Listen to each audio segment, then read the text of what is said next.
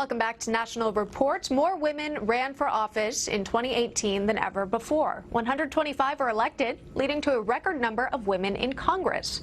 Overall, the share of House and Senate seats held by women increased 4 percentage points from 20 to 24%. Almost 3/4 of the women who ran for Congress in 2018 were Democrats. But 2020 looks a bit different. More Democratic women are still running for office, but as this chart shows, the share of all Republican female candidates has grown substantially, a whopping 14% compared to 2018. So, what explains the sudden spike in Republican women running? And are GOP women following Democrats' 2018 playbook or writing their own? Here to weigh in, national spokeswoman for Maggie's List and former Lieutenant Governor of Florida, Jennifer Carroll. Jennifer, it's good to see you, and I'm excited to talk to you about these numbers. Why is it that you think that we're seeing a spike in GOP candidates who are women?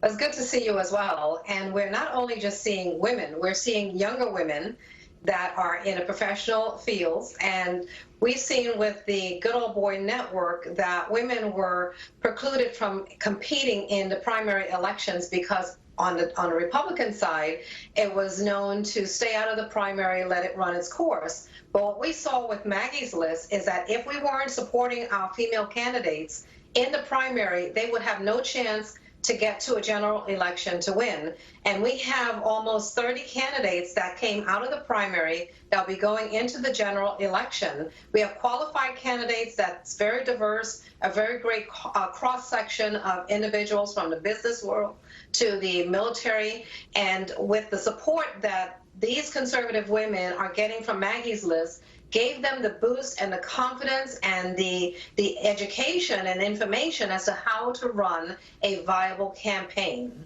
Having that support, that's so key when you are going to attempt to enter the public sector here and to really make a name for yourself. Have you spoken, I'm sure, to these women, and I'm interested to hear what's really motivating them to put themselves out there like that? We've seen with the fund that the men had in the Congress to be hush money for females that were accosted in the Congress. And that was one of the catapults for our women getting into office, because our public office should be a sacred place. It should be a place of trust for the public. And these women saw that they needed to step up to the plate to do something about having proper government and governance for the elected officials. So these are professional women that have said, I'm going to put myself forward to make sure that we have the right people elected that's going to be very prudent with the public dollars and be responsible to the public that elect us to office. And also, too, we have this back and forth with the Republicans and Democrats, and it's arguing, and very few solutions are coming forward. And these women are solution-oriented. They want to bring about solutions that would help our country heal, help our economy move forward, help our education, our infrastructure. So these women are about action and not politics. We also know that when a new face is entering the political world, it's helpful, of course, to have support potentially from someone with a bigger name, someone with a bigger following here. How do you think the response has been from the Trump administration towards these women who are entering these races? What we've seen is support from the leadership, surprisingly, in both the House and Senate, because we have Senate candidates as well as House candidates.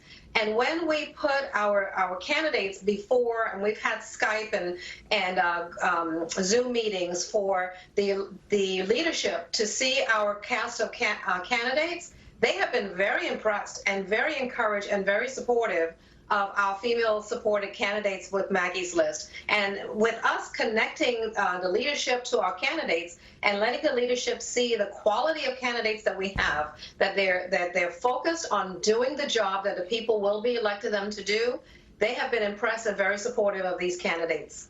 Jennifer Carroll joining us this morning. Jennifer, we appreciate your thoughts and telling us about Maggie's List and all these female candidates. Thanks so much. Thank you. All right.